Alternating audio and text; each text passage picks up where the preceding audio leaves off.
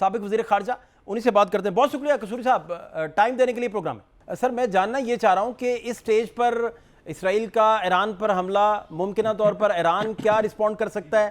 اس کی بنیادی وجہ اگر کھوجی جائے تو آپ کی نظر میں کیا بنیادی وجوہات ہیں؟ دیکھیے، بنیادی وجہ جو مجھے سمجھ آ رہی ہے وہ دو تین ہیں. ایک تو یہ ہے کہ جو IAEA کا سیشن ہوا تھا وہ آخری، اس میں انہوں نے کہا تھا کہ ایران جو ہے اب وہ اپنی کمٹمنٹس پوری نہیں کر رہا.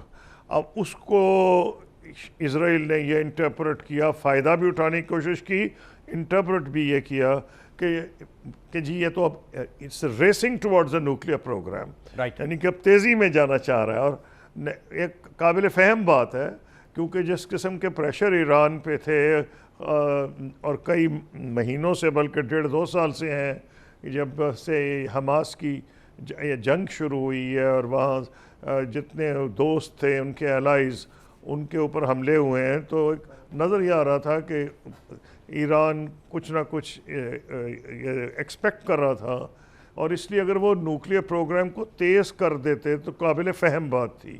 تو ایک ان کو موقع مل گیا پرائم منسٹر نیتن یاہو کو اور ان جیسے لوگ جو خود ان جن پہ مقدمے اسرائیل میں بھی بنے ہوئے ہیں کہ اپنی لائف کو بھی پرولونگ کرنا چاہ رہے ہیں، پولیٹیکل لائف کو. تو ایک اچھا موقع ملا، انہوں نے سوچا اس کا فائدہ اٹھایا جائے.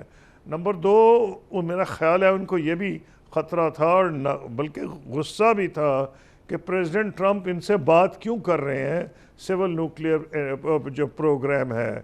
اور وہ یہ بھی کلیئر ہے کہ پریزیڈنٹ ٹرمپ نے بغیر اسرائیل کو بتائے اور ان کی مرضی کے بغیر ایران سے بات چیت شروع کی تھی، اور لگ رہا تھا کچھ نہ کچھ پروگرس ہو رہی ہے.